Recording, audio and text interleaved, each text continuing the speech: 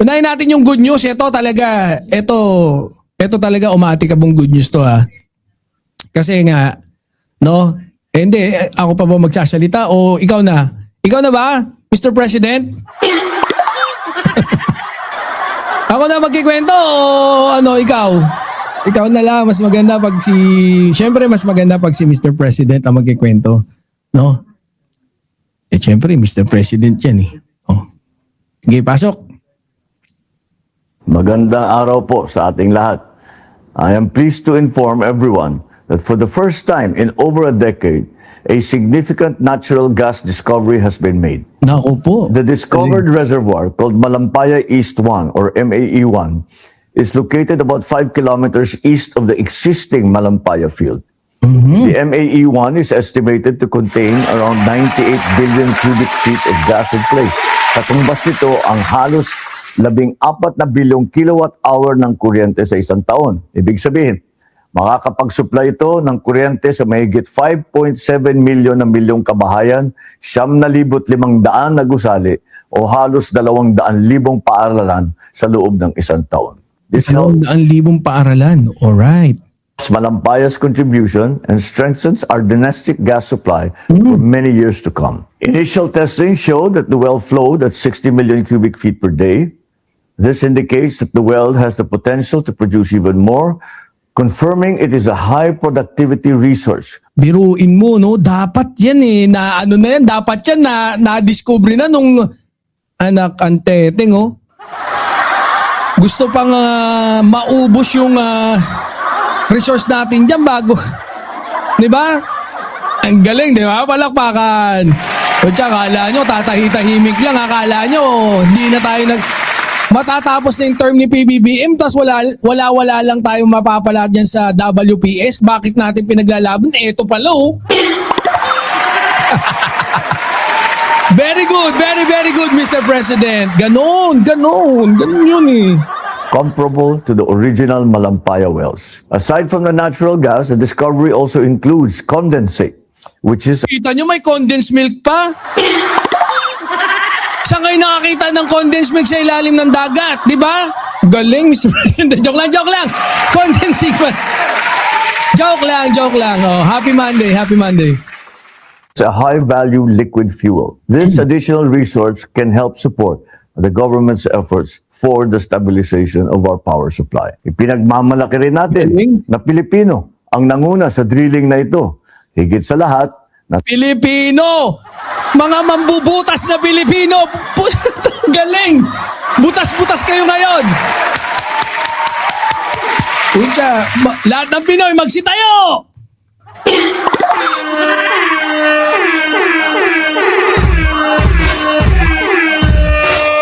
Galing.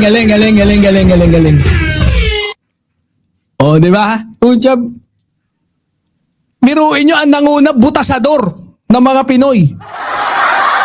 Kung yung mga sa Congress at sa Senado, yung mga mambabatas ay nangungulelat, eto, yung mambubutas na Pinoy, nangunguna. Galing. Uy, ganda ah. Kung ang mambabatas sa Congress at sa Senado ay nangungulelat, mambubutas na Pinoy, nangunguna sa Malampaya, palakpakan. matapos nila ito na walang aksidente o environmental incident. MAE-1 is the first milestone under the Malampaya Phase 4 drilling campaign, which also includes the Camago 2 and the Bagong Pag-asa wells. The next steps are the completion and testing of the Camago 3, followed by the drilling of the Pag-asa exploration well to pursue more potential gas resources. This achievement was made possible. Nakikita niyo yung aura ni PBBM? Di ba? Ay, arang tuwan-tuwa yung Pangulo natin, no? Mahal na Pangulo, tuwan-tuwa ka dyan, ha? Very, very good naman. Hindi, kita naman eh. Natutuwa yung mahal na Pangulo natin. Asan ba ito? Pakita ko sa inyo, ha? Yung iba yung aura niya eh. Oh?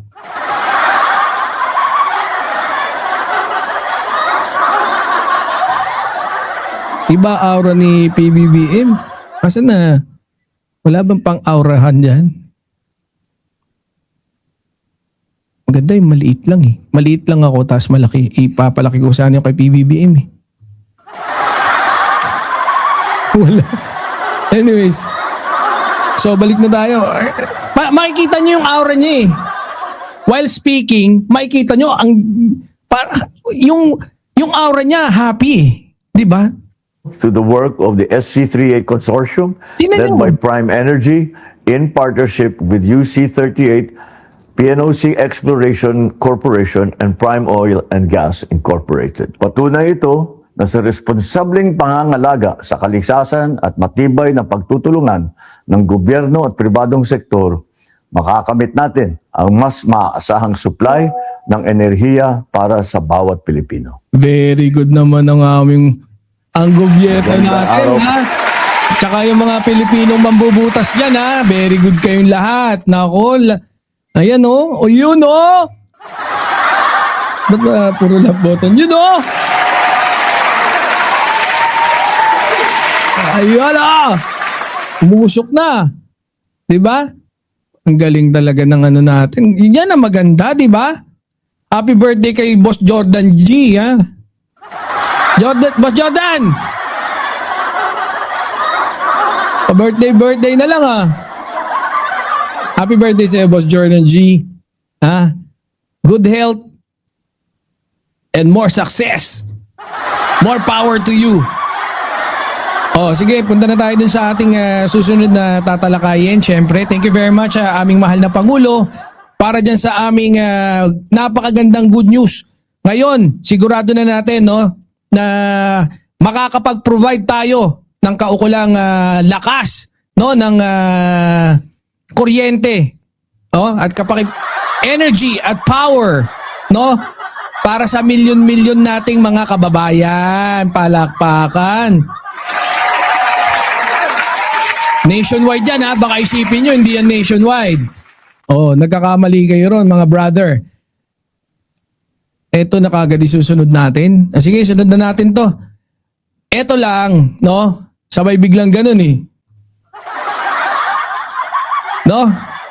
Pero bago natin simulan to, gusto ko munang batiin yung mga bagong dating dyan, kagaya ni Ma'am Jenny Ernacio, si Boss JM Martins, na nagtatanong kung live ba to. Hindi po to live, pasensya na.